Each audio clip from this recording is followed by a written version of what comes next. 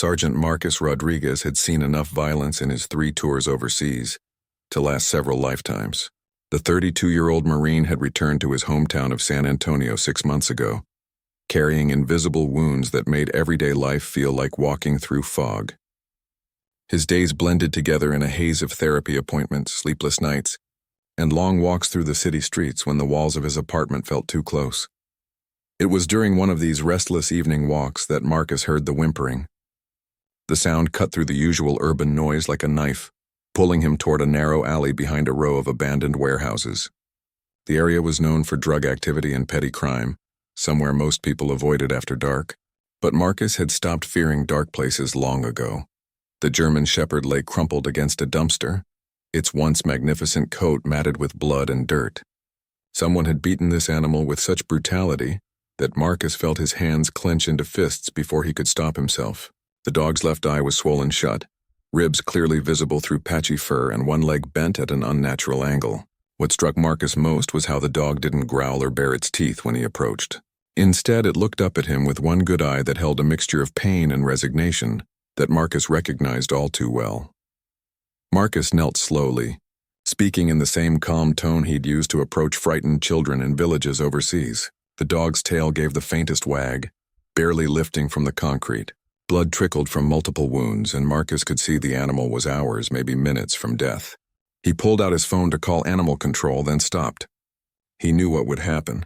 A beaten dog this badly injured would be put down immediately. Instead, Marcus carefully lifted the 60-pound animal, feeling bones that should have been solid muscle. The dog didn't struggle, didn't whimper louder. It simply pressed its head against Marcus's chest as if it had been waiting for someone to care.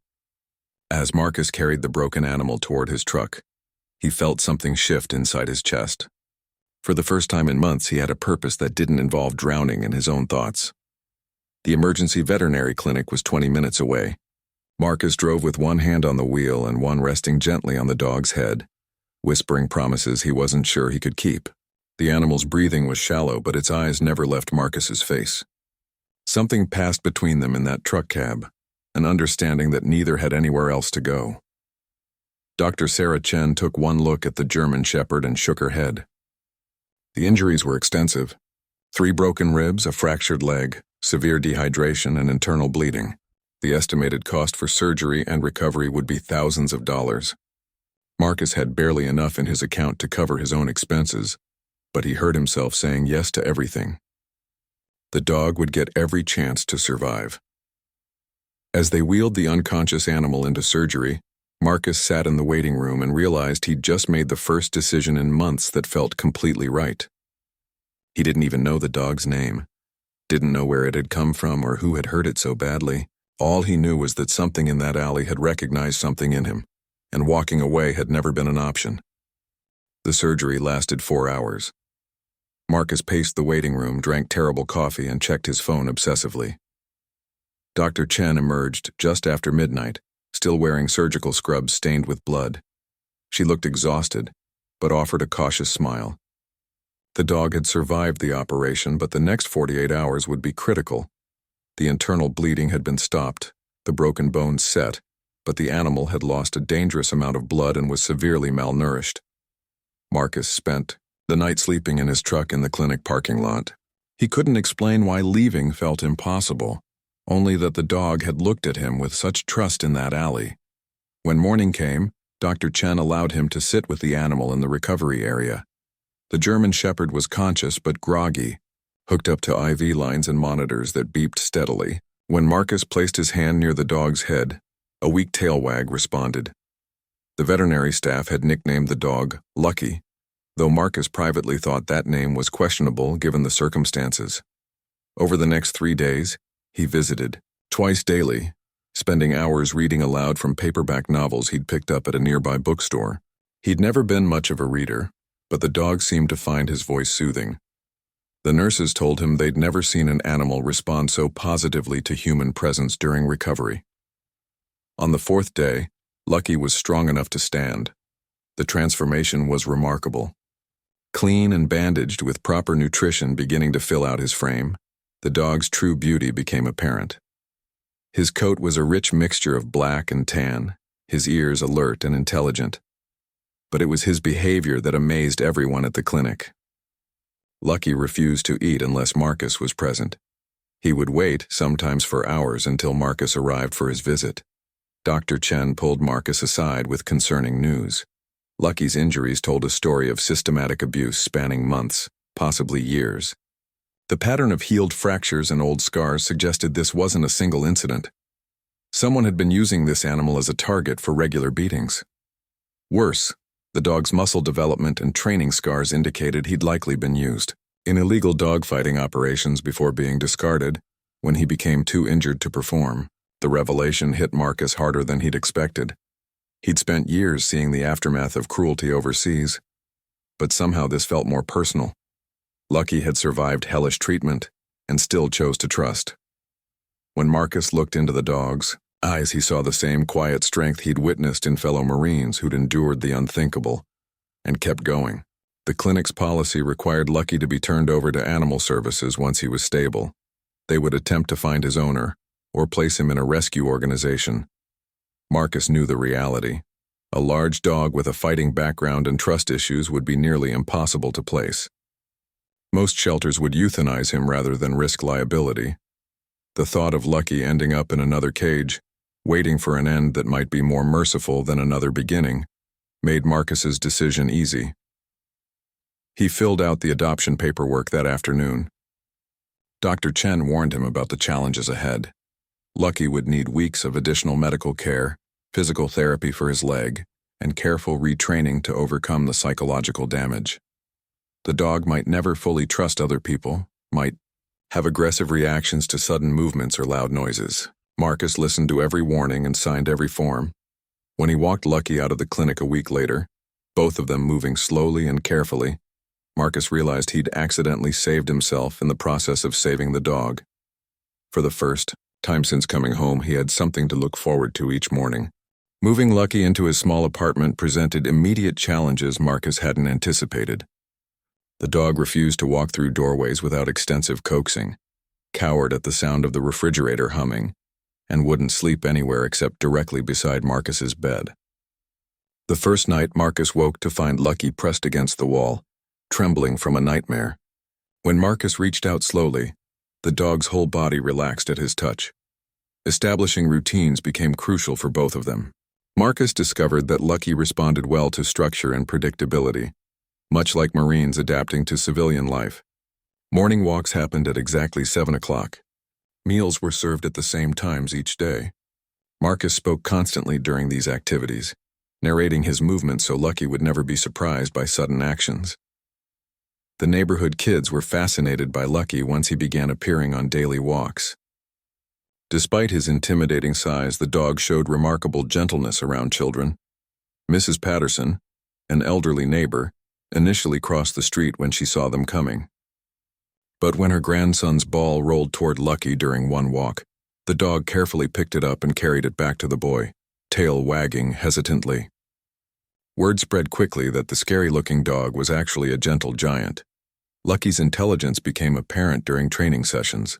Despite his traumatic past, he learned basic commands with startling speed. Marcus realized the dog had been trained before, probably extensively, which made his current fear responses even more heartbreaking. Someone had taken a smart, loyal animal and systematically broken his spirit through violence. The breakthrough came 3 weeks after adoption. Marcus was having one of his bad days, the kind where memories of overseas service crashed over him like waves. He'd been sitting on his couch, head in his hands, when Lucky approached slowly. Instead of his usual cautious distance, the dog placed his large head directly on Marcus's lap and stayed there for 2 hours. The weight and warmth somehow anchored Marcus to the present moment, in a way therapy had never achieved. Dr. Chen had recommended a specialist for Lucky's ongoing physical therapy. The leg that had been fractured was healing well, but the dog still favored it heavily. During their twice-weekly appointments, Marcus learned about Lucky's incredible pain tolerance.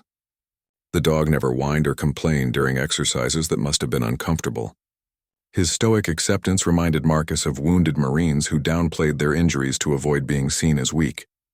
Local police officer Detective Rivera visited Marcus one afternoon with disturbing news. They'd arrested 3 men running an illegal dogfighting operation on the south side of town. Among the evidence were videos showing dogs being beaten as training for aggression. In one video, Rivera recognized Lucky. The footage showed systematic abuse designed to either make the dog vicious or break him completely. Lucky had chosen to break rather than become a weapon. The legal case would require Lucky to be examined as evidence. Marcus watched his dog during the police veterinarian's inspection, seeing how Lucky's body language changed when strangers handled him roughly. The dog tolerated the examination, but immediately sought Marcus's presence afterward, pressing close and refusing to leave his side for hours.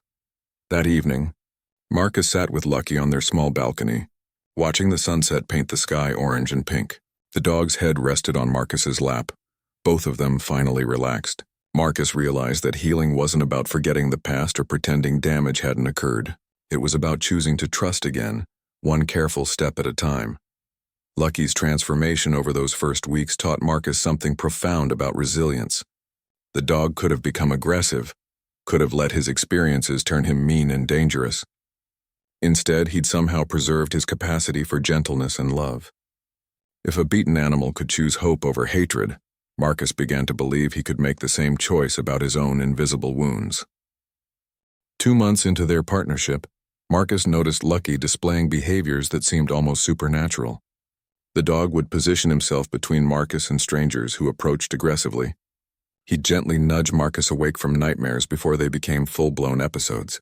Most remarkably, Lucky seemed to sense Marcus's anxiety attacks before Marcus himself recognized them coming.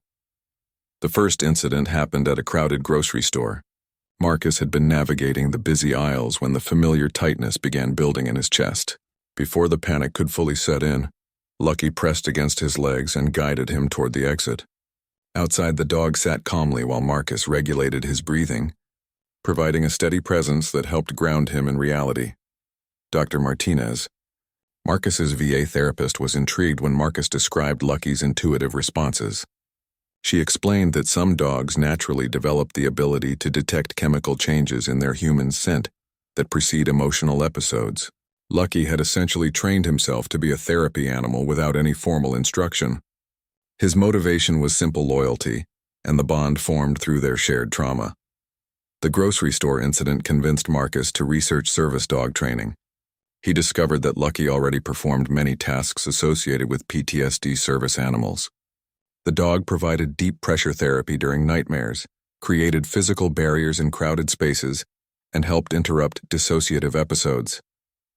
What would cost thousands of dollars and months of specialized training, Lucky had learned through pure instinct and devotion. Their daily routine expanded to include longer adventures. Marcus began taking Lucky to different environments, helping both of them build confidence in new situations. The dog park presented initial challenges, as Lucky's size and scars intimidated other dogs and their owners. But patience and consistency paid off. Soon Lucky became known as the gentle guardian, who would calmly position himself between aggressive dogs and smaller animals. Marcus started volunteering at the local VA center, bringing Lucky along for peer support sessions. Veterans who struggled to open up in traditional therapy found it easier to talk while petting the calm German Shepherd. Lucky seemed to understand that his presence served a purpose beyond companionship. He would move from person to person during group sessions, somehow gravitating toward whoever needed comfort most. One veteran, Sarah, had lost her leg in Afghanistan and struggled with severe depression. She barely spoke during her first month of sessions, but Lucky would consistently choose to sit beside her chair, eventually resting his head on her lap. The breakthrough came when Sarah quietly told Lucky about her nightmares.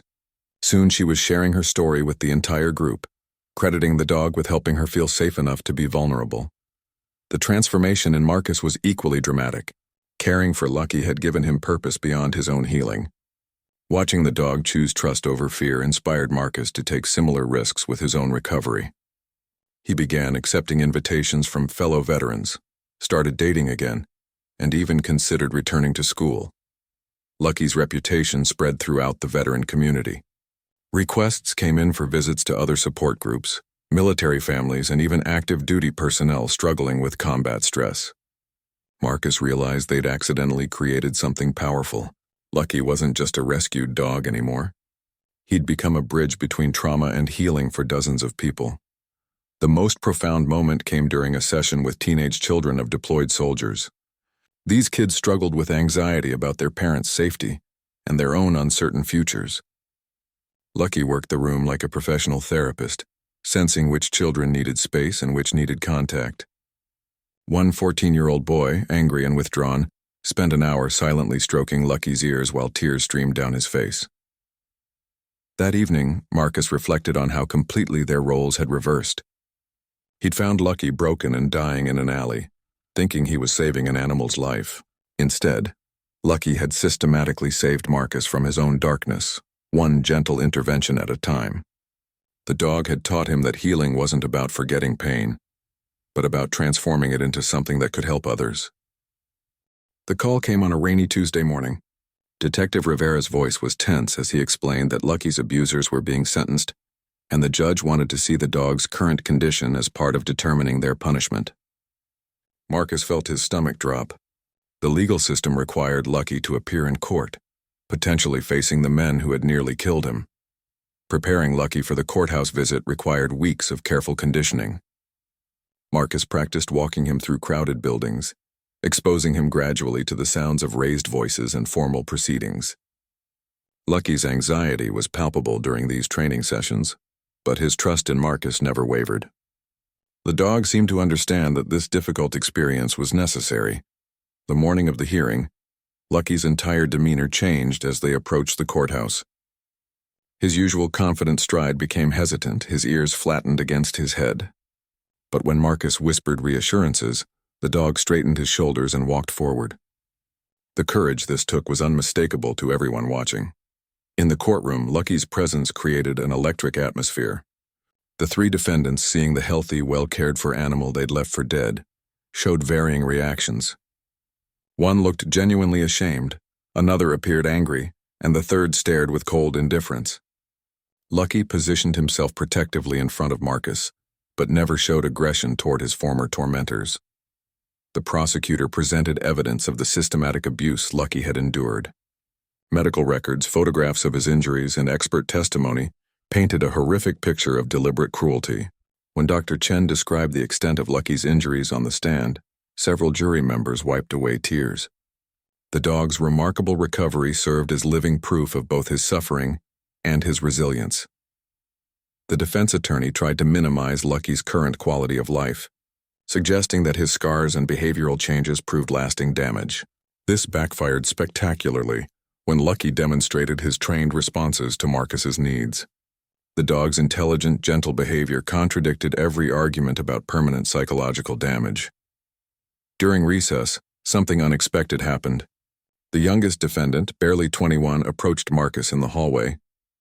With tears in his eyes, he apologized directly to Lucky, explaining that he'd been pressured into the dogfighting operation, but had always felt sick about the violence. Lucky's response shocked everyone present. The dog stepped forward and gently touched the young man's hand with his nose, as if offering forgiveness. The gesture broke something open in the courtroom. When proceedings resumed, the young defendant testified against his co-conspirators, providing crucial details about the broader criminal operation. His testimony, inspired by Lucky's unexpected grace, helped convict the ringleaders on additional charges. The sentences were substantial. The main organizer received 5 years in prison, while his partner got 3 years. The young man who'd testified received probation and community service, which he requested to perform at animal shelters. The judge specifically mentioned Lucky's transformation as evidence of the defendant's capacity for redemption and the power of proper care. Outside the courthouse, media attention was intense. Local news stations had covered the story from the beginning, but Lucky's courtroom appearance generated national interest. A reporter asked Marcus what he thought justice looked like in this case. Marcus looked down at Lucky, who was calmly accepting attention from strangers without fear, and said that the best justice was the life they'd built together. The publicity brought unexpected opportunities. A publisher contacted Marcus about writing a book detailing their journey. A documentary filmmaker wanted to follow their work with other veterans. Most importantly, Several organizations offered funding to formalize Lucky's therapy work and train other rescued dogs for similar roles. That evening, Marcus sat with Lucky in their favorite spot on the balcony, processing the day's events. The dog had faced his past with dignity and emerged even stronger. The legal proceedings were closed, but their real work was just beginning. Lucky had proven that trauma didn't have to define the future, and that even the most broken beings could become sources of healing for others. The next morning brought dozens of emails from veterans, abuse survivors, and families dealing with trauma. They'd seen the news coverage and wanted to know how they might work with Lucky or find similar help. Marcus realized their story had become bigger than just one man and one dog. They'd accidentally become symbols of hope for anyone struggling to rebuild their life after devastating experiences. The media attention following the trial transformed Marcus and Lucky's quiet life into something neither had expected. Requests poured in from across the country. Military bases wanted Lucky to visit wounded warriors. Children's hospitals asked if he could comfort young patients. Universities invited them to speak about trauma recovery and the human-animal bond. Marcus felt overwhelmed by the sudden spotlight, but Lucky seemed to thrive on the expanded purpose.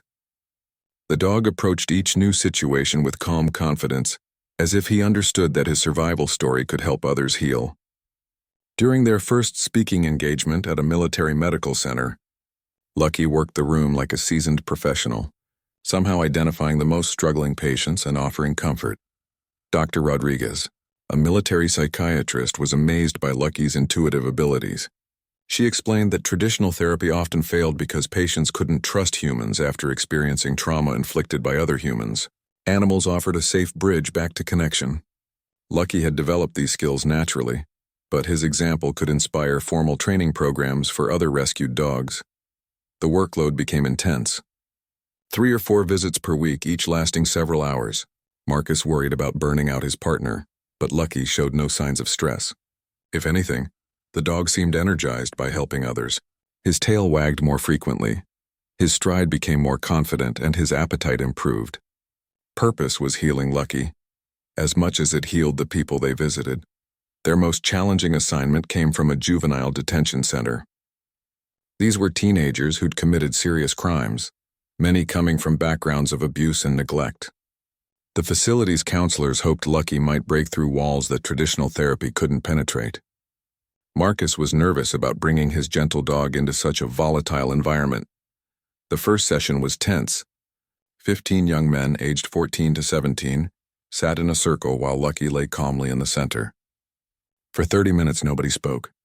Then Marcus began telling Lucky's story, how he'd been beaten, abandoned, and left to die, how he'd chosen to trust again despite having every reason to hate humans. The teenagers listened with growing attention. One 17-year-old named David eventually asked if he could pet Lucky. The dog approached slowly, allowing the young man to stroke his scarred ears. David whispered that he'd never met anything that had been hurt worse than he had, but still chose to be gentle. Other boys gradually joined in, each sharing pieces of their own stories while maintaining contact with Lucky. The transformation in that room was profound. These hardened teenagers, many facing adult sentences, began crying as they told Lucky about their own abuse, abandonment, and fear. The dog listened to each story with patient attention, offering comfort without judgment. Several boys mentioned feeling hope for the first time in years. The detention center requested weekly visits. Over months, Marcus watched remarkable changes in the young men. Violence incidents decreased dramatically. Academic performance improved. Most significantly, these teenagers began supporting each other emotionally, modeling the gentle strength they'd learned from Lucky. One boy, Marcus learned, had been sentenced to 10 years for assault. His transformation was so complete that he started training other teens to work with rescue animals. The program became so successful that other juvenile facilities across the state requested similar interventions. Lucky's health remained excellent despite the demanding schedule. Regular veterinary checkups showed no signs of stress or fatigue. If anything, the dog seemed younger and more vital than when they'd first met. Dr. Chen attributed this to the psychological benefits of meaningful work. Lucky had found his calling as surely as any human, finding their life's purpose. The book offer materialized into a real contract. Marcus spent evenings writing while Lucky slept beside his desk, occasionally raising his head as if checking on progress. The manuscript became a meditation on healing, resilience, and the unexpected ways trauma could transform into purpose. Publisher meetings in New York City presented new challenges. Lucky had never been in such an urban environment, with its overwhelming sounds and crowds. But the dog adapted quickly, becoming a minor celebrity as people recognized him from news coverage. Hotel staff fought over who got to walk him, and restaurant owners broke rules to allow him inside. The book's title became obvious during one of these trips. As they walked through Central Park, Marcus watched Lucky interact with dozens of strangers. Each person left the encounter slightly changed, touched by the dog's gentle presence and remarkable story. Lucky wasn't just surviving his trauma anymore. He was transforming it into a gift for others. The title would be The Gift of Broken Things: How a Beaten Dog Taught a Marine to Heal. 3 years after finding Lucky in that alley, Marcus stood before a packed auditorium at the National Veterans Convention. Lucky sat calmly beside the podium, his presence immediately settling the crowd of over 2,000 people. The dog's story had become legendary in military circles, but this speech would mark something special. Marcus was announcing the establishment of the Lucky Foundation, dedicated to training rescued dogs as therapy animals for trauma survivors. The foundation had grown from a simple idea into a comprehensive program. Working with animal shelters, they identified dogs with the right temperament for therapy work. Many were abuse survivors themselves, dogs that traditional adoption programs struggled to place. Under Lucky's informal supervision, these animals learned to provide comfort and support to veterans, abuse survivors, and at-risk youth. The first graduating class of therapy dogs included 8 rescues, each paired with a handler who was also healing from trauma. The symmetry was intentional, broken people helping broken animals create something beautiful together. Lucky had personally interacted with each dog during training, somehow communicating the essence of therapeutic work through example and presence. Marcus's own transformation was complete in ways he'd never imagined possible.